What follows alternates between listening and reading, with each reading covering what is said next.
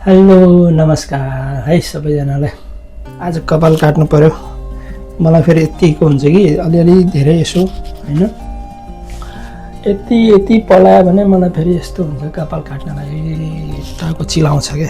अरूलाई के हुन्छ, मलाई चाहिँ चिलाउँछ। सट्ट कपाल काट्ने हो हल्का आफैले अब है, सैलुनमा जान्न। किनभने सैलुन त म यति वर्ष भयो अहिलेसम्म सैलुन गएको छैन। 1 रुपियाँ लिन्छ सैलुनमा गएको। अब 1 रुपियाँको मैले फेरि जे किन्दा पनि खाँदा पनि घुम्दा पनि नेपालकै हिसाबले आएको छु म। यस्तो सुके फेरि पैसा बचाउनलाई त अब हिसाब त राख्नै पर्यो। अनि त्यो 1 रुपियाँको त अब नेपालको अब त्यही हो 450 रुपियाँ जान्छ होइन। त्यो हुँदा किन दिने, अरूलाई आफै काट्ने हो टाक्क लाएर। यस्तो छ कपाल काट्ने मेसिन चाहिँ यहाँ चार्जमा राखेको छु। अब चार्ज फुल भइसक्यो, धेरै होइन। यसको चाहिँ अब त्यही हो 3-4 रुपियाँ हो। 3-4 रुपियाँको खर्च गरेर मेसिन ल्यायो भने त लगभग 2-3 वर्ष कति वर्ष चल्छ राम्रोसँग चलायो भने त होइन। अनि किन खर्च गर्नु होइन। त्यो भएर अनि अब यसो सोचेँ न, सेलुनमा गएर 450 नेपाली फ्याल्नु केही पनि छैन। कपाल चाहिँ खारखुर गरेर नि यति आउला यति अनि त्यति कपालको लागि त्यति कपाल किन फाल्नु 400 रुपियाँमा। सट्ट आफैले बरु चार्ज गरेर राखेको छु। सर आफैले गर्ने हो मेसिनले। आफूले काट्नु मिल्ने नमिल्ने त खल्ली बेली। यो उमेरले पनि अब त्यो स्टाइल चाहिँदैन। फेरि कपाल पनि त छैन। कपाल नभएपछि के को स्टाइल, कपाल छैन केही छैन। जति सोच्यो मान्छेले के भन्ला, कपाल यस्तो छ के भन्ला भनेर सोच्यो भने जिन्दगी आई डोन्ट केयर। अब कपाल काट्न जानु पर्यो। सर्ट खाना त रेडी नै छ, साथीले बनाइसक्नु भएको छ। उहाँको छुट्टी।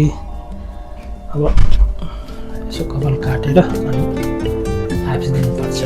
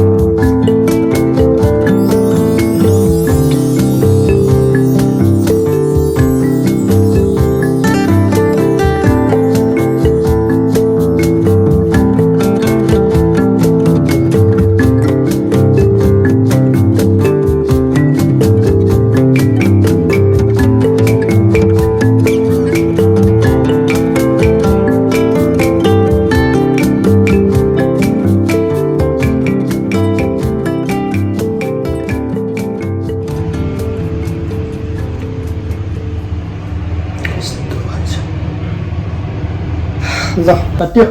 कस्तो भयो कटिङ? आफैले काटेको आफैले आफ्नै कपाल त हो है, जस्तो भए पनि चलेगा। अब मलाई त्यस्तो लाग्दैन है। के भन्ला होइन, जेसुकै भएन आफ्नो कपाल।